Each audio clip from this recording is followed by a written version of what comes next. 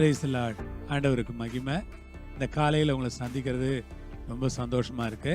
இயேசுவின் நாமத்தில் உங்களை நான் வாழ்த்துறேன். வெளிப்படுத்தின விசேஷத்தில் 3ஆம் அதிகாரத்தில் 8வது வசனத்தை படிக்கலாம். உன் கிரியைகளை அறிந்திருக்கிறேன், உனக்கு கொஞ்சம் பலன் இருந்தும் நீ என் நாமத்தை மறுதலியாமல் என் வசனத்தை கை கொண்டபடியினாலே இதோ திறந்த வாசலை உனக்கு முன்பாக வைத்திருக்கிறேன், அதை ஒருவனும் பூட்ட மாட்டான். வேதம் சொல்லுது, உன் கிரியைகளை அறிந்திருக்கிறேன். ஆண்டவர் சொல்றாரு, மகனே மகளே, உன் கிரியெல்லாம் நான் பார்த்துக்கிட்டே இருக்கிறேன். ஆண்டவரே நன்றி. ஏன் தெரியுமா? நான் செய்கிற கிரியைகளை ஒருவர் பார்த்து அதை ஒருவர் தீர்மானிச்சு அதை ஒருவர் முடிவெடுத்து இவன் இவ்வளோ கிரியை செய்கிறான் என்று அந்த கிரியைகளுக்கு ஏற்ற பலனை எனக்கு தருவார் இல்லையா? அதனால தான் எனக்கு சந்தோஷமா இருக்கு. ஒரு ஆஃபீஸில் நம்ம வேலை செய்கிறோன்னா அதை கடைசியாக யார் பார்க்குறாங்க தெரியுங்களா? அந்த ஆஃபீஸினுடைய எம்டி காதுக்கு அது போகும். அவர் உண்மையாக வேலை பார்க்குறாருங்க.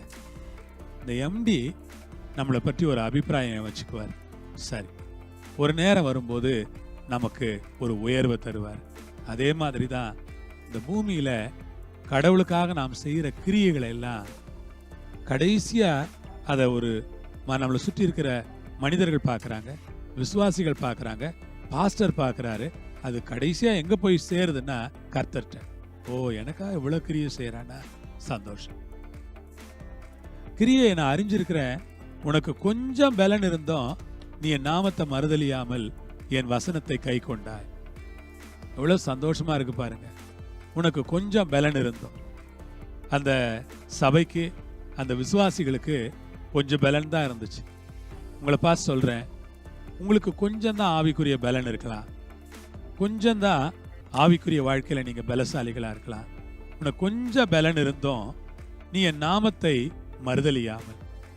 இருந்தது கொஞ்சம் பலன் தான், ஆனா ஆண்டவருடைய நாமத்தை மறுதலிக்கக்கூடிய சூழ்நிலைகள்லாம் உங்களுக்கு வந்துச்சு. எதிர்ப்பு, பிரச்சனை, போராட்டங்கள், தொந்தரவு எல்லாம் வந்துச்சு. ஆனா அவங்க மறுதலியாமல் ஆண்டவருடைய வசனத்தை கை கொண்டாங்களாம். ஆண்டவருடைய நாமத்தை மறுதலியாம வசனத்தை கை கொண்ட விசுவாசிகளுக்காக சொல்றேன். ஆண்டவருடைய நாமத்தை மறுதலிக்காத ஜனங்க, வசனத்தை கை கொண்ட ஜனங்க, லேலுயா. ஆண்டவரை மறுதலிக்காதீங்க. எந்த ஒரு இடத்துலையும் ஆண்டவரை மறுதலிக்காதீங்க. கல்யாணத்தில் ஆண்டவரை மறுதலிக்காதீங்க. இந்த கல்யாணம் பண்ணும்போது அந்த கல்யாணம் கடவுளுடைய பிரசன்னத்தில் நடக்கட்டும். கர்த்தரை மறுதலிக்காதீங்க. ஒரு அடக்கமா அங்க கர்த்தரை முன்னால வைங்க. கர்த்தரை மறுதலிக்காதீங்க. வீட்டில் எந்த ஒரு நிகழ்ச்சியா இருந்தாலும் கர்த்தரை மறுதலிக்காதீங்க. சிலர் இப்பெல்லாம் கிறிஸ்தவங்களே சிலர்லாம் தண்ணி கிண்ணியெல்லாம் வச்சு பார்ட்டி கொண்டாடுறாங்க. எவ்வளவு அசிங்கமா இருக்கு பாருங்க. அவங்க எல்லாம் கர்த்தரை மறுதலிக்கிறாங்க, வசனத்தை கை கொள்றது இல்லை அவங்க எல்லாம். அப்படி நாம வசனத்தை கை கொண்டு வாழ்ந்தோம்னா ஆண்டவர் சொல்றாரு, இதோ திறந்த வாசலை உனக்கு முன்னால வச்சிருக்கிறேன், ஒருவனும் அதை பூட்ட மாட்டான். கர்த்தர் சொல்றார் இந்த காலையில, திறந்த வாசல் உனக்கு இருக்கு மகனே, திறந்த வாசல் உனக்கு இருக்கு மகளே, ஒருவனும் அதை பூட்ட மாட்டான் அப்படிங்கிறார். இந்த திறந்த வாசலுக்காக ஆண்டவருக்கு ஸ்தோத்திரம். ஒருவரும் அதை பூட்ட முடியாது. கர்த்தர் உங்களுக்காய் எனக்காய் ஒரு திறந்த வாசலை வைத்திருக்கிறார். அதற்காக கர்த்தருக்கு கோடா கோடி ஸ்தோத்திரம். திறந்த வாசல்ல உங்களை ஆசீர்வதிப்பார். ஜெபம் பண்ணுவோம். பிதாவே, இந்த நல்ல வேலைக்காய் ஸ்தோத்திரம். இயேசு கிறிஸ்துவின் மூலமாய் நாங்கள் நன்றி சொல்லுகிறோம். உடைய கிருபை உள்ள காரமுடைய பிள்ளைகளை தாங்கி கொள்ளட்டும். ஆண்டவரே, இந்த வசனத்தை அருமையாய் கொடுத்தீர் இந்த காலையில. ஆம் கர்த்தாவே, உன் கிரியைகளை அறிந்திருக்கிறேன், கொஞ்சம் பலன் இருந்தும் என் நாமத்தை நீ மறுதலியாம. ஹல்லேலூயா. ஆண்டவரே உமக்கு ஸ்தோத்திரம். இந்த மாதிரியான ஒரு வாழ்க்கை எங்களுக்கு கொடுங்க.